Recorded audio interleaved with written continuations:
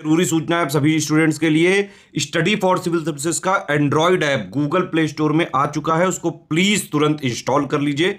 और अगर आप स्टडी फॉर सिविल सर्विसेज के सिर्फ ऐप से कोई भी कोर्स, कोई भी पीडीएफ परचेज करते हैं तो उसमें अप्लाई कूपन, अगर आप ज्ञान सर जो है आप उसमें अप्लाई करते हैं, ये कूपन कोड है, तो उसमें 20% फीस तुरंत माफ हो जाएगी। मतलब 20% डिस्काउंट तुरंत उसमें लग जाएगा।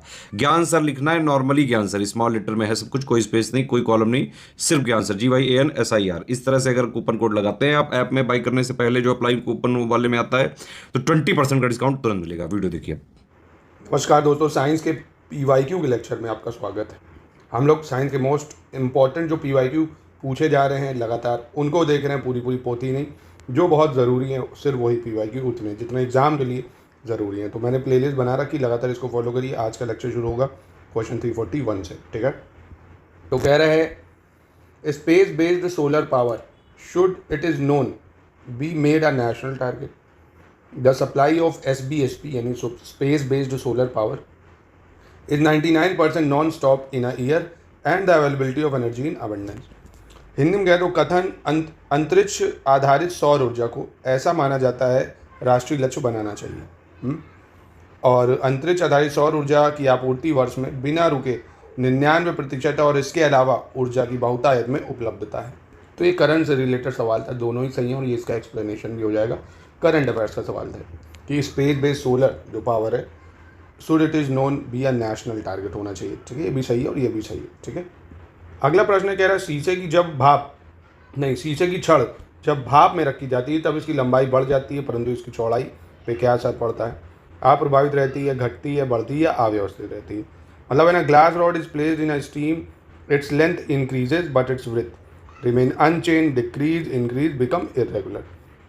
तो क्या असर पड़ता है दोस्तों? तो इसकी जो चौड़ाई है वो भी बढ़ जाती है, ठीक है। जैसे याद में रखोगे वो एक्सपेंड होगी, चौड़ाई भी और लंबाई भी, ठीक है। यानी ऑप्शन सी सही होगा इसका। चलिए 343 देख लेते हैं। कह रहा है निम्न में से कौन सा कथन सही नहीं है? Which statement is not true. Air conditioner और एयर कूलर दोनों तापक्रम नियंत्रित करते हैं। एयर कंडीशनर और एयर कूलर दोनों आर्द्रता नियंत्रित करते हैं।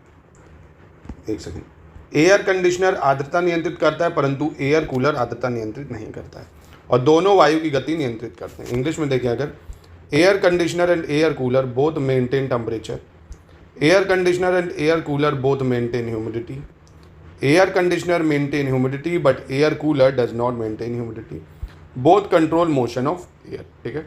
कौन सा सही नहीं है बताइए? तो देखिए दोस्तों, इसमें जो दूसरा है वो गलत हो जाएगा, क्योंकि एयर कंडीशनर एयर कूलर दोनों ह्यूमिडिटी मेंटेन करते हैं, ये गलत हो जाएगा।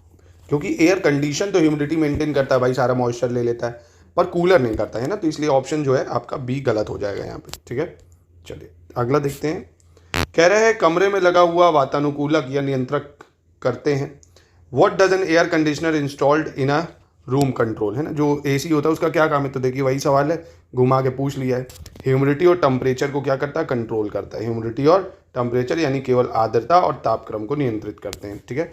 वही कूलर जो होता है ये ह्यूमिडिटी को नहीं मेंटेन करता है, ठीक है। ये सिर्फ आपको एक हवा देता है ना, कूलिंग डिवाइस थोड़ी हो, और इसमें गैस भरी होती है भाई, तो कूल करता है उस चीज़ को, ठीक है। 345 देखते हैं। कह रहा है निम्नलिखित अवस्थाओं में से किसमें गीले कपड़े सबसे जल्दी सूख जाएंगे? In which of the following condition will wet cloth dry most quickly. मतलब गीले कपड़े जल्दी कैसे सूखेंगे? 100% आर्द्रता हो 60 डिग्री टेम्परेचर, 100% आर्द्रता 20 डिग्री टेम्परेचर, 20% आर्द्रता 20 डिग्री टेम्परेचर, या 20% आर्द्रता 60 डिग्री टेम्परेचर। मतलब कैसे टेम्परेचर ज़्यादा हो, ह्यूमिडिटी क्या कंडीशन होना चाहिए? तो दोस्तों देखिए, अगर ह्यूमिडिटी ज़्यादा रहेगी तो वो तो उनमें तो मॉइस्चर और बना रहेगा, क्योंकि वाटर पार्टिकल्स होते हैं उसमें ना, नमी होती है, चिपचिपी गर्मी जिसको आप कहते हो। तो ह्यूमिडिटी कम होनी चाहिए, टेम्परेचर ज़्यादा होना चाहिए, ठीक है। जब भी गीले कपड़ों को आपको सुंघाना है, ह्यूमिडिटी लेस हो, टेम्परेचर ज़्यादा हो, ठीक है। चलिए, जब पानी में साधारण नमक मिलाया जाता है तो पानी के क्वथनांक बिंदु और हिमांक बिंदु पे क्या असर पड़ता है? On adding common salt to water the boiling point and freezing point of water. तो ये स्टार्टिंग में जब पहला क्वेश्चन कराया था तभी बताया था मैंने कि जब भी पानी में आप सॉल्ट डाल दोगे तो उसका जो फ्रीजिंग पॉइंट है वो बढ़ जाएगा, है ना। वो नहीं, माफ़ कीजिएगा, उसका जो बॉइलिंग पॉइंट है वो बढ़ जाएगा और फ्रीजिंग पॉइंट घट जाएगा, ठीक है। मतलब 100 डिग्री पे बॉईल होता होगा तो 120 डिग्री बॉईल होगा, बॉइलिंग पॉइंट बढ़ जाएगा। और फ्रीज अगर 0 डिग्री पे होता है तो वो और घट जाएगा, है ना। तो मतलब और माइनस टेम्परेचर चाहिए होगा, ठीक है। तो याद रखिएगा, क्वथनांक बिंदु बढ़ता है, हिमांक बिंदु घटता है, ठीक है। चलिए अगला देखते हैं। कह रहा है गर्मियों में सफ़ेद कपड़े पहनना ज़्यादा आरामदेह होता है, क्यों? It is more comfortable to wear white cloth in summer because they reflect all the heat falling on them. They radiate heat transferred from the body. They absorb precipitation या they are soothing to the eyes. ठीक है, वे अपने ऊपर पड़ने वाली सारी ऊष्मा को परिवर्तित करते हैं। वे शरीर से स्थानांतरित होने वाली सारी ऊष्मा को विकृत कर देते हैं, पसीना सोख लेते हैं या वे आंखों को शीतलता प्रदान करते हैं। तो बहुत ही ज़्यादा आसान है तो कि जितना भी उन पे सनलाइट पड़ती है वो सबको रिफ्लेक्ट कर देते हैं वाइट रेज। और वही ब्लैक रे क्या करती है? ब्लैक एब्जॉर्ब कर देती है ना। ब्लैक क्या करती है? एब्जॉर्ब करती है और ये रिफ्लेक्ट कर देती है। इसलिए गर्मियों में धूप में हम लोग वाइट क्लॉथ ही पहनते हैं। अगला है कंसीडर द फॉलोइंग स्टेटमेंट। कौन सा इसमें से सही होगा ये आपको बताना है।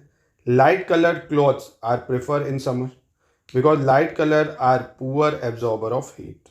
हिंदी में देखें, हल्के रंगीन कपड़ों को गर्मी में वरीयता दी जाती है, मतलब पहना जाता है ज़्यादा, और हल्के रंग ऊष्मा को कम अवशोषित कर देते हैं। ठीक है, तो इसमें से कौन सा सही होगा ये आपको बताना। बिल्कुल सही है पहला और दूसरा। ये इसका रीज़न भी है, इसीलिए हम लोग लाइट कलर पहनते हैं गर्मियों में, क्योंकि वो जो होते हैं वो अब्जॉर्ब नहीं करते हैं हीट को। ठीक है, नहीं तो डार्क कलर अब्जॉर्ब करेंगे। तो यानी ऑप्शन ए हो जाएगा इसका। 349 कह रहा है मिट्टी के घड़े में निम्नलिखित में से किस क्रिया के कारण जल ठंडा रहता है? In earthen pitcher the water remains cold due to the process of condensation, evaporation, sublimation, none of this. मतलब द्रवण, वाष्पीकरण, ऊर्ध्वपातन या उपयुक्त में से कोई नहीं। तो इसका सही आंसर हो जाएगा इवापोरेशन। क्या हो जाएगा? इवापोरेशन या वाष्पीकरण। ठीक है, चलिए 350। Humid heat is experienced in summer when the weather. ग्रीष्म काल में आर्द्र ऊष्मा का अनुभव होता है जब मौसम कैसा होता है भाई? अनफॉर्चुनेट, इंटेंस, स्क्रोचिंग या ह्यूमिड। मतलब अपक हो जाता है, तीक्ष्ण हो जाता है, झुलसाने वाला हो जाता है या उमस वाला हो जाता है। तो ग्रीष्म काल में आर्द्र ऊष्मा का अनुभव कब होता है? जब हमें मौसम कैसा लगता है? ह्यूमिड होता है, ह्यूमिडिटी बढ़ जाती है, उमस हो जाती है ना, तब लगता है ह्यूमिड वाटर, मतलब ह्यूमिड वेदर। अगला है जेरिक कंडीशन रिफर्स टू। शुष्कता दशा संदर्भित है किससे भाई? लो टेम्परेचर से, लो ह्यूमिडिटी से, हाई इवापोरेशन या एक्सट्रीम टेम्परेचर। मतलब निम्न ताप से, निम्न आर्द्रता से, उच्च वाष्पन से या अति उच्च ताप से। तो शुष्कता दशा संदर्भित किससे होती है? ये होती है आपकी लो ह्यूमिडिटी, है ना। शुष्कता का मतलब क्या होगा? जेरिक कंडीशन, ह्यूमिडिटी जब बहुत कम होती है, मॉइस्चर कम होता है एयर में। ठीक है, अगला प्रश्न कह रहा है वायुमंडल हमारे ऊपर, एक सेकेंड, वायुमंडल हमारे ऊपर बहुत अधिक दबाव डालता है परंतु हम इसका अनुभव नहीं करते हैं। The atmosphere exert enormous pressure on us but we do not feel it. मतलब एटमॉस्फेयर का कहता है हमारे सर के ऊपर 30 हाथियों जितना प्रेशर पड़ता है, ऐसा कहा जाता है, पर हमें अनुभव नहीं होता। क्यों? क्योंकि हमारा रक्त वायुमंडल के दबाव से कुछ अधिक दबाव डालता है। दूसरा, हम इसके अभ्यस्त हैं, हमारी हड्डियाँ काफ़ी मजबूत और इस दबाव को सहन कर सकती हैं, या हमारे सिर का सतही क्षेत्रफल बहुत छोटा होता है। ठीक है, our blood exert a pressure slightly more than that of atmosphere, we are use to it, our bones are very strong, the surface area of our head is small. तो बताइए, एकदम साइंटिफिक आंसर पहला ही दिख रहा है आपको कि जो हमारा ब्लड भी होता है वो उससे ज़्यादा प्रेशर एक्सर्ट करता है हमारा। ठीक है, चलिए 353 देखते हैं क्या कह रहा है। प्रेशर कुकर में खाना जल्दी पक जाता है क्योंकि food gate cook faster in pressure cooker because अधिक दाब पर पानी कम तापक्रम पर उबलने लगता है। पॉइंट टू बी नोटेड, अधिक दाब पर पानी अधिक तापक्रम पर उबलने लगता है, और पानी 100 डिग्री सेल्सियस पर ही उबलता है लेकिन अधिक दाब पर ऊष्मा की मात्रा अधिक होती है और कुकर के अंदर संवहन धाराएं उत्पन्न होती हैं। Water start boiling at lower temperature due to high pressure, water start boiling at higher temperature due to high pressure, और water boil at 100 degree Celsius but the heat content is higher at high pressure, convection current are set inside the cooker. तो इसका सही answer होगा option B. क्योंकि देखिए जैसे जैसे pressure बढ़ता है ना, पहाड़ों पे जाओगे ना तो देर से चीज़ें गर्म होंगी। क्यों? टेम्परेचर आपको ज़्यादा बढ़ाना पड़ेगा। यहाँ 100 डिग्री में हो जाएगा प्लेन्स में, तो वहाँ पे हो सकता है 110 120 करना पड़े। ठीक है, तो अधिक दाब पर पानी अधिक तापक्रम पर उबलता है, ये आपको याद रखना होगा। इसीलिए प्रेशर कुकर यूज़ करते हैं, जिससे वो क्या करता है, दाब ज़्यादा लगाता है ना। अधिक दाब लगाएगा तो अधिक ताप लगेगा, मतलब जल्दी उबल जाएगा। मतलब इसका आसान शब्दों में प्रेशर कुकर का अगर आपसे पूछ रहे तो आप ये बता सकते हो कि देखो प्रेशर कुकर जब आप यूज़ करते हो तो दाब ज़्यादा डालता है, और दाब ज़्यादा पड़ने से पानी जो होता है वो उबलने जल्दी लगता है। ठीक है, यानी ऑप्शन बी हो जाएगा कि प्रेशर बढ़ेगा तो जो अंदर का टेम्परेचर है वो तेज़ी से बॉइलिंग पॉइंट का बढ़ने लगेगा। चलिए अगला देखते हैं 354 क्या कह रहा है। प्रेशर कुकर के अंदर का उच्चतम ताप निर्भर करेगा। Maximum temperature inside pressure cooker depends on ऊपर के छेद का क्षेत्रफल व उस पर रखा गया वजन पर, ऊपर के छेद के क्षेत्रफल व पकाए जाने वाले पदार्थ पर, ऊपर के छेद पर रखा गया वजन व पकाए जाने वाले पदार्थ पर, या ऊपर के छेद के केवल क्षेत्रफल को, ठीक है। तो क्या सही होना चाहिए इसका, इंग्लिश में भी देख लेते हैं। Area of hole on the top and weight kept on it, area of hole on the top and food being cooked, weight kept on hole at top and food being cooked, area of hole on the top of, मतलब on the top only. Maximum temperature जो होता है pressure में कहाँ पे होता है, मतलब प्रेशर कुकर के अंदर का उच्चतम तापमान किस पर निर्भर करेगा, सोचिए एक बार इन ऑप्शंस को आप। तो ऊपर का छेद का क्षेत्रफल और उस पर रखे गए वजन पर, ठीक है, मतलब एरिया कैसा है उसका और उसमें वेट कितना रखा गया है। भाई जितना वेट होगा उतनी के हिसाब से प्रेशर लगेगा और छेद जितना होगा उसी के हिसाब से वो रिलीज होगा, ठीक है। तो ऊपर के छेद का क्षेत्रफल उस पर रखे गए वजन पर। अगला कह रहा है जल के आयतन में क्या परिवर्तन होगा यदि तापमान 9 डिग्री सेल्सियस से गिरकर 3 डिग्री हो जाए। What changes will the volume of water show if the temperature is lower from 9 to 3 degree Celsius. आयतन में कोई परिवर्तन नहीं होगा, आयतन पहले बढ़ेगा बाद में घटेगा, आयतन पहले घटेगा और बाद में बढ़ेगा, या पानी जम जाएगा, ठीक है। क्या परिवर्तन होगा यदि तापमान 9 से 3 डिग्री हो जाए, मतलब ज़्यादा है कम हो जाए, ठीक है, मतलब 9 से 3 हो गया। आप सोचिए आप क्या हो जाएगा। तो एलामोलस एक्सपेंशन आपने पढ़ा होगा कि 4 डिग्री तक तो ठीक है, पहले वॉल्यूम घटेगा और बाद में बढ़ने लगेगा, मतलब 9 से वो जैसे जैसे 4 तक आएगा, ठीक है, तो पहले तो उसकी जो वॉल्यूम है वो क्या होगी, घटेगी एकदम से, पर बाद में जैसे ही 4 डिग्री से वो नीचे 3 पे पहुंचेगा तो एकदम से फिर बढ़ने लगेगी, क्योंकि जो पानी होता है वो एनामोलस एक्सपेंशन पे काम करता है। तभी तो 4 डिग्री सेल्सियस में देखोगे आप, मतलब ऊपर बर्फ़ जम जाती फिर भी मछलियाँ जीवित रहती हैं। क्यों? क्योंकि जैसे ही टेम्परेचर 4 से नीचे जाता है तो वो आयतन बढ़ने लगता है, वॉल्यूम एक्सपैंड करने लगती है, ठीक है। और 9 से जब आप नीचे करोगे 4 के ऊपर तो वो कम होगा आयतन, ठीक, याद रखना। अगर ऐसे ही मैं बोल दूं कि 100 डिग्री से आपको 2 डिग्री लाना है तो कब वॉल्यूम घटेगा कब बढ़ेगा, तो आप बता दो कि 100 से 4 तक वॉल्यूम जो है वो घटेगा और 4 से नीचे जैसे ही आएगा तो वॉल्यूम बढ़ेगा, ठीक है। आई होप क्लियर है। यही बोल दे अगर 500 से 3 डिग्री करना है तो क्या होगा, तो आप बताओगे 500 से 4 डिग्री तक वॉल्यूम घटेगा, उसके बाद वॉल्यूम बढ़ेगा, ठीक है। ये सिर्फ पानी के लिए है, यानी ऑप्शन ए हो जाएगा, सॉरी ऑप्शन इसका सी हो जाएगा, ठीक है। चलिए अगला देख लेते हैं हम लोग। कह रहा है जब किसी बोतल में पानी भरा जाता है और उसे जमा दिया जाता है तो बोतल क्यों टूट जाती है। पानी जमने पर फैलता है, ठीक, नंबर 1। बोतल हिमांक पर सिकुड़ जाती है, बोतल के बहने पर तापक्रम अंदर से ज़्यादा हो जाता है, बोतल के बाहर का तापक्रम, और पानी गर्म करने पर फैलता है। वाटर एक्सपैंड अपॉन फ्रीजिंग, बोतल shrink at freezing point, temperature outside the bottle is higher than inside, water expand on heating. तो देखिए अभी मैंने आपको बताया ना कि जैसे ही 4 डिग्री से कम होता है, यानी कम होता है मतलब जम रहा है, क्योंकि 0 डिग्री पे जमने भी लगता है पिघलने भी लगता है, तो जैसे जैसे 4 डिग्री से कम होता है तो जो पानी है जमने पर फैलता है, एक्सपैंड होता है, इसकी ये खास आदत है। जैसे जैसे पानी है वो जमेगा तो ये फैलेगा, एक्सपैंड करेगा, ठीक है। और 4 डिग्री के ऊपर जो होता है सिकुड़ने लगता है, ये भी आपको याद रखना है। इसलिए वॉल्यूम जो होती है 4 डिग्री के बाद घटती है और यहाँ आयतन बढ़ता है, ठीक है। तो पानी जमने पर फैलता है, ये आपको याद रखना है, यानी 4 डिग्री जैसे ही नीचे जाएगा तो फैलने लग जाता है, यानी ऑप्शन ए सही हो जाएगा, ठीक है। ये कुछ साइंटिफिक चीज़ें हैं जो आपको याद रखनी है। चलिए अब क्वेश्चन नंबर 357 देखते हैं। कह रहा है a woollen clothes keeps us warm, ठीक है। रीज़न क्या है इसका, woollen fibres are made from a special type of protein which is a bad conductor of heat, ठीक है। अब आपको इसको बताना है क्या ये इसका रीज़न है या क्या दोनों सही है दोनों गलत है। हिंदी में भी देख लेते हैं। ऊनी वस्त्र हमें गर्म रखते हैं, बिल्कुल रखते हैं भाई। ऊनी रेश, अब इसका कारण क्या है, ऊनी रेशे एक विशेष प्रकार के प्रोटीन के बने होते हैं जो ऊष्मा के कुछ अलग होते हैं, ठीक है। अब आपको बता रहे हैं इसमें कौन सा सही होगा। तो दोस्तों देखिए इसका पहला बिल्कुल सही है, पर ये इसका कारण ही गलत हो जाएगा, क्योंकि आपको पता है वुलन जो वुल होता है वो फाइबर से बनता है, मतलब सिल्क से बनता है, ठीक है, प्रोटीन्स वगैरह से नहीं बनता है। तो ये गलत हो जाएगा आपका, सिर्फ इसमें सी होना चाहिए, ठीक है। अब 358 ये थोड़ा ज्योग्राफी से रिलेटेड भी है और साइंस से रिलेटेड भी है। कह रहा है long radio waves are reflected by which of the following layer of earth surface, ठीक है। दीर्घ रेडियो तरंगे पृथ्वी की किस सतह से परिवर्तित होती हैं, ट्रोपोस्फेयर, आइनोस्फेयर, ट्रोपोस्फेयर या आपका स्ट्रेटोस्फेयर, ठीक है। तो यहाँ ट्रोपोस्फेयर 2 बार हो गया है, इसको एक बार आप कट कर लीजिएगा। तो देखिए ज्योग्राफी में आपने पढ़ा होगा एक सबसे नीचे की लेयर होती है ट्रोपोस्फेयर, ठीक है, जो 8 से 12 किलोमीटर के आसपास होती है। फिर आपकी स्ट्रेटोस्फेयर आती है जिसको समताप मंडल बोलते हैं हिंदी में। फिर आपकी आती है आइनोस्फेयर है, एक्सोस्फेयर, मीजोस्फेयर, ऐसे करके आती है। तो इसमें आपको पता है लॉन्ग रेडियो वेव जितनी भी होती है ये हम लोग कहाँ पे लगाते हैं, ये हम लोग लगाते हैं आइनोस्फेयर में, ठीक है, क्योंकि ये पार्टिकल्स को रिफ्लेक्ट करती है जिसकी वजह से सिग्नल्स हमें मिलते हैं। तो ये जो GPS वगैरह है ये सब यहीं पे हम लोग लगाते हैं, ठीक है। तो इसको बी कर लीजिएगा।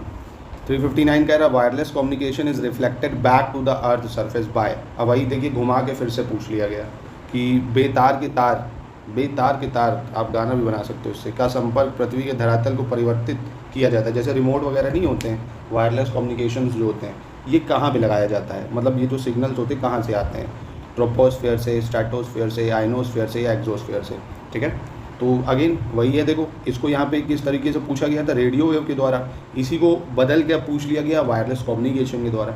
तो क्वेश्चंस को एक ही तरह से कई बार से देखो पूछा जा सकता है, इसलिए जब आप प्रैक्टिस क्वेश्चंस की करते हो तो एक ही टॉपिक आपको ब्रॉड वे में क्लियर होता जाता है, ठीक है। तो इसलिए क्वेश्चंस की प्रैक्टिस करना बहुत ज़रूरी है। आयनोस्फेयर इसका भी सही आंसर होगा। चलिए अगला प्रश्न देखते हैं, कह रहा which one of the following statement is not true about cosmic rays, ठीक है। कॉस्मिक किरणों के संबंध में निम्नलिखित में से कौन सा कथन सही नहीं है, ठीक है। पहली चीज़, they are electromagnetic waves, they have very short wavelength, they are made of highly energetic charge particle, they originate from the sun, ठीक है। हिंदी में देख लेते हैं, वे विद्युत चुंबकीय तरंगें हैं, उनकी तरंग दैर्घ्य बहुत छोटी होती है और ये बहुत अधिक ऊर्जा वाले आवेशित कणों से बनते हैं और ये सूर्य से उत्पन्न होते हैं। तो सबसे पहले आपने दो चीज़ें पढ़ी, इलेक्ट्रोमैग्नेटिक वेव्स होती क्या हैं, सबसे पहले आपको ये जानना है, ठीक है, क्या होती है इलेक्ट्रोमैग्नेटिक वेव्स। अब जैसे देखिए, एक मैंने एग्जांपल दिया लाइट वेव्स का, ठीक है, और एक मैंने दिया एग्जांपल साउंड वेव्स का, ठीक है। इलेक्ट्रोमैग्नेटिक वेव्स वो होती हैं जो वैक्यूम में भी चल सकती हैं, है ना, जैसे हमारी लाइट वेव, साउंड नहीं चलता है क्योंकि उसको मीडियम की ज़रूरत होती है, और इलेक्ट्रोमैग्नेटिक वेव वो होती है जिनको माध्यम की आवश्यकता नहीं होती, वो कहीं भी चलेंगी, ठीक है। तो कॉस्मिक रेज आपको बताना है कौन सा गलत है इसमें। कॉस्मिक रेज आपको पता है कहाँ चलती हैं, कॉस्मिक रेज हमारे जो अंतरिक्ष है, स्पेस है, वहाँ पे चलती है, ठीक है।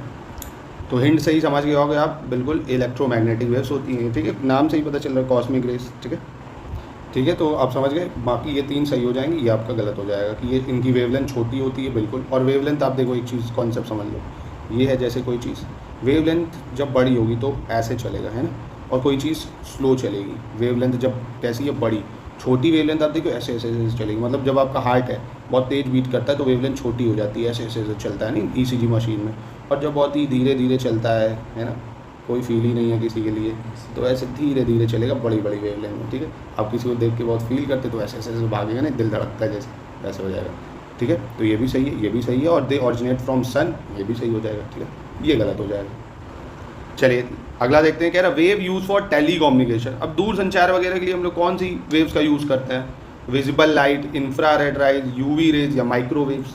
तो बहुत ही आसान है दोस्तों, इसके लिए हम लोग कौन सी रेज का यूज़ करते हैं, जितने भी सैटेलाइट पर्पज से यूज़ होती हैं ये सब माइक्रोवेव यूज़ होती हैं। और अगेन मैंने अभी आपको बताया ये सब कहाँ भी यूज़ होती हैं, आयनोस्फीयर में लगाई जाती हैं, ठीक है, याद रखिएगा इसको, ठीक। चलिए 362 देखते हैं, कह रहा है सिटी स्कैन करने में प्रयोग में लाई जाती है। अब जो सिटी स्कैन करते हो कौन सी रेज यूज़ होती है उसमें, infrared rays, UV rays, visible light या एक्स रेज, क्या यूज़ होता है उसमें, ठीक है।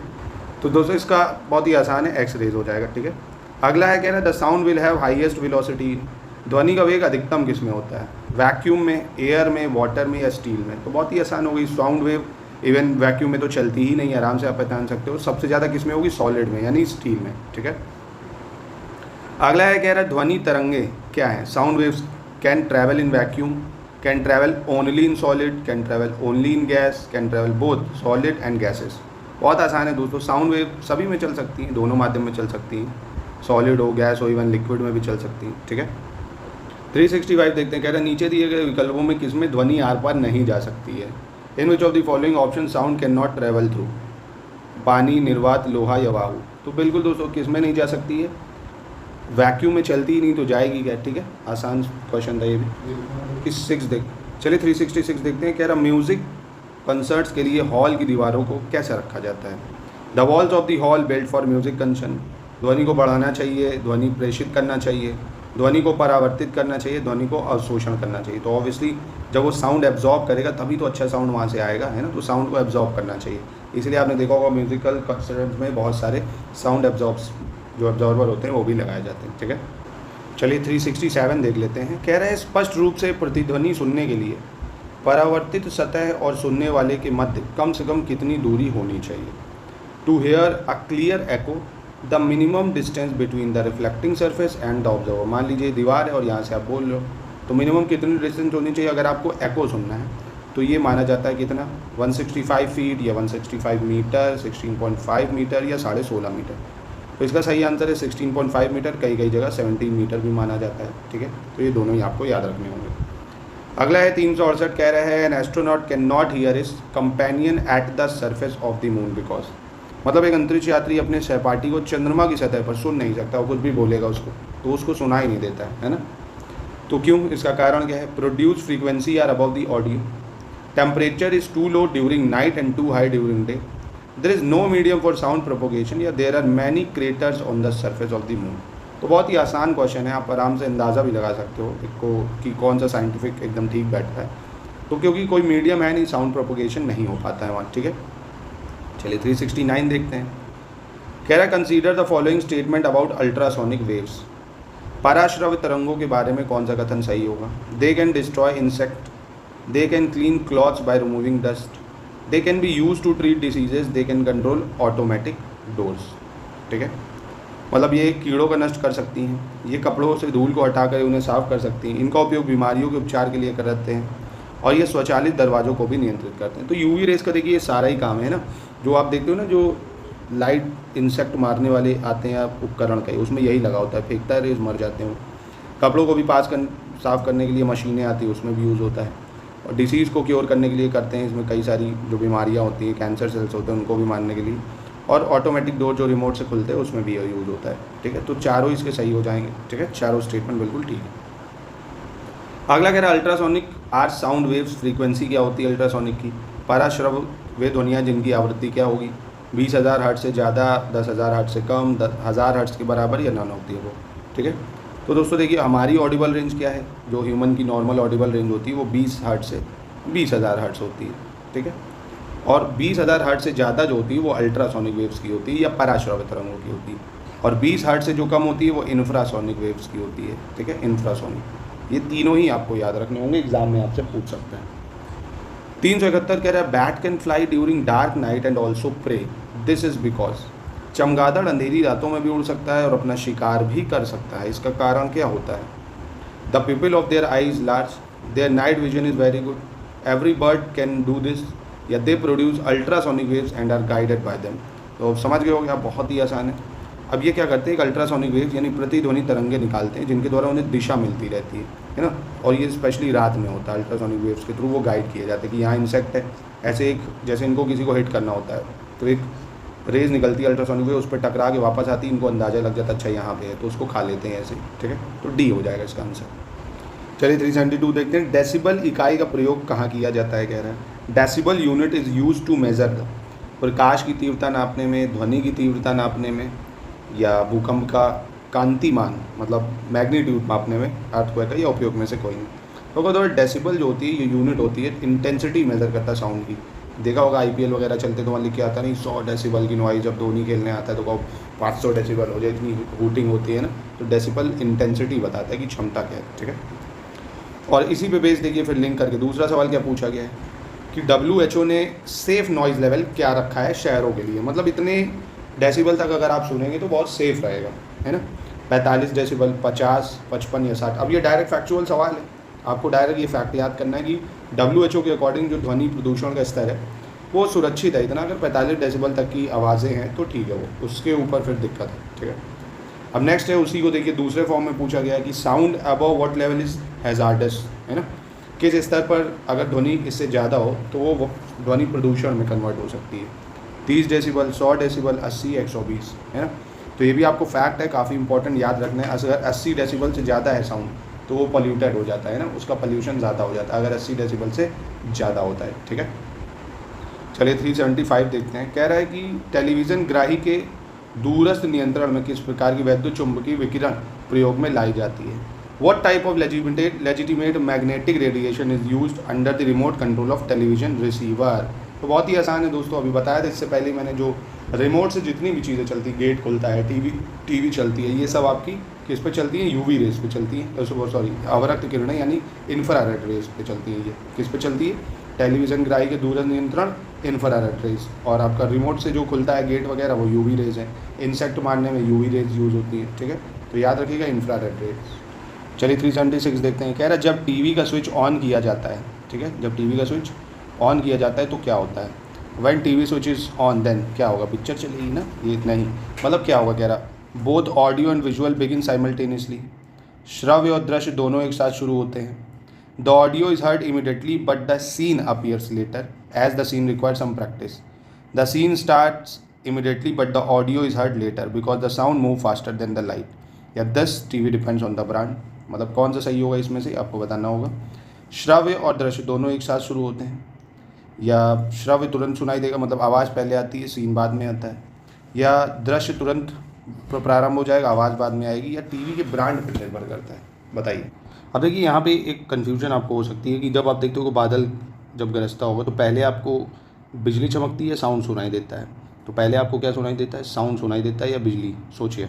तो दोस्तों आपको पता होगा लाइट की जो स्पीड होती है साउंड से ज़्यादा होती है, तो पहले आपको चमकती हुई दिखेगी बिजली, और साउंड की स्पीड कम होती है तो वो बाद में दिखाई देता है ना. और ऐसे ही होता है टीवी में भी. क्या होता है? पर टीवी में श्रव्य और दृश्य दोनों एक साथ शुरू होते हैं, पर कई जगह आयोग ने या जो इस साल क्वेश्चन ये आया था तब उसका सही ये माना कि श्रव्य तुरंत सुनाई देता है लेकिन दृश्य बाद में दिखे, क्योंकि दृश्य को कुछ अभ्यास समय चाहिए होता है ना. तो इसमें इन दोनों में थोड़ा सा कन्फ्यूजन हो सकता है आपको. ठीक है, तो इधर आप देख सकते हो या ये. ठीक है, इनको दोनों ही को वैसे सही मान सकते हो आप. वैसे मेरे अकॉर्डिंग बी ही होना चाहिए, क्योंकि पहले साउंड ही सुनाई देता है, पिक्चर बाद में आती है, क्योंकि कुछ वार्म अप टाइम भी उसको चाहिए होता है ना, हीट करने के लिए. चलिए 377 देखते हैं. क्या the value of 1 kilowatt hour is. 1 kilowatt hour कितने के बराबर होता है? 3.6 इंटू 10 की पावर 6 जूल, 3.6 इंटू 10 की पावर 3 जूल, 10 की पावर 3 जूल या 10 की पावर 5 जूल. तो फिजिक्स का सवाल है. 3.6 इंटू 10 की पावर 6 जूल होता है 1 किलोवाट आवर. ठीक है. अगला है कह रहा 5 bulb of 100 watt capacity are let in a tunnel continuously for 20 hours. एक सेकंड, मतलब 20 घंटे तक आप उसको जलाते हो. इंटायर इलेक्ट्रिसिटी एक्सपेंडिचर क्या होगा? मतलब एक सुरंग में 100 वाट क्षमता वाले 5 बल्ब लगातार 20 घंटे तक जलते हैं. ठीक है, तो उसकी विद्युत खर्च कितना होगा? तो आप फॉर्मूला लगा सकते हो, energy is equal to power into time होता है. ठीक है, तो पावर कितना है? 100 वाट है, इसको किलो वाट आवर में चेंज कर लो क्योंकि टाइम घंटे में. अब 100 वाट को किलो वाट में चेंज करने के 1000 से डिवाइड कर दो आप. ठीक है, तो 1/10 हो गया और इंटू 20 कर दो, काट लो इसको, तो कितना हो गया? 2 यूनिट हो गया आपका आंसर. ठीक है, तो यानी 2 यूनिट आपने खर्च करे और सरकार लेती है आपसे 10 रुपये यूनिट, यानी 20 रुपये की बिजली आपने खर्च कर डाली. ठीक है, चलिए 379 देखते हैं. कह रहा there are 2 bulbs in 1 house and one of them gives more light than the other.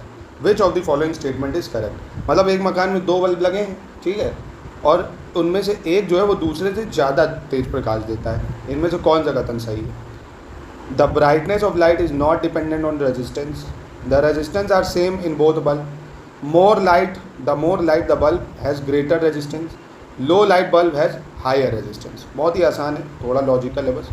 प्रकाश की दीप्ति प्रतिरोध पर निर्भर नहीं है. दोनों बल्बों में प्रतिरोध समान है. अधिक प्रकाश वाले बल्ब में प्रतिरोध अधिक है और कम प्रकाश वाले बल्ब में प्रतिरोध अधिक है. तो देखिए प्रतिरोध समझ लीजिए, जैसे आप फ़ोन का चार्जर ही देखा होगा ना. आप फ़ोन का चार्जर लगाते हो, ज़्यादा इलेक्ट्रिसिटी कम में कन्वर्ट हो जाती है. क्यों? रेजिस्टेंस होता है उसमें. अब फ़ोन का ये अडॉप्टर हटा के डायरेक्ट वायर लगा के चार्ज करो, ब्लास्ट हो जाएगा. क्यों? ज़्यादा करंट मिल जाएगा. तो रेजिस्टेंस जो होता है वो करंट को रोकता है एक तरह से ना, हाई करंट को जितना चाहिए कम में कर देता है. तो अगर बल्ब धीरे जल रहा है, दूसरा तेज़ जल रहा है और है दोनों एक ही, तो यानी उसमें रेजिस्टेंस जो है वो ज़्यादा है. ठीक है, तो करंट उसको कम दे रहा है इसलिए. ठीक, तो इसका आंसर डी होना चाहिए. चलिए 380 प्रश्न देखते हैं. एक मकान में 2 बल्बों में एक दूसरे से अधिक रोशनी देता है. तो ये देखिए दोनों सेम, वही क्वेश्चन है, थोड़ा घुमा के पूछ लिया. 1 of 2 bulb in a house, one glow brighter than the other. ठीक है, तो क्यों ज़्यादा तेज़ चल रहा है? Which of 2 has a larger resistance. किसमें प्रतिरोध ज़्यादा होगा? तो अभी बताया ना, प्रतिरोध जिसमें ज़्यादा होगा वो धीरे जलेगा, है ना, वो ग्लो कम करेगा. ठीक, तो जो डिम बल्ब है वो हो जाएगा इसका आंसर. ठीक है, तो इसी लेक्चर को यहीं करते हैं समाप्त. मिलते हैं नेक्स्ट लेक्चर में. कल मैं आपको कोशिश करूंगा 450 तक क्वेश्चन कंप्लीट करा दूँ दोस्तों. तो इसको लगातार रिवीजन करिए, टेस्ट सीरीज़ को फॉलो करिए, पेड क्विज लगाइए, स्टडी फॉर सिविल सर्विसेज में सारी चीज़ें आपको मिल जाएंगी इन नंबरों पे कॉन्टैक्ट करके दोस्तों.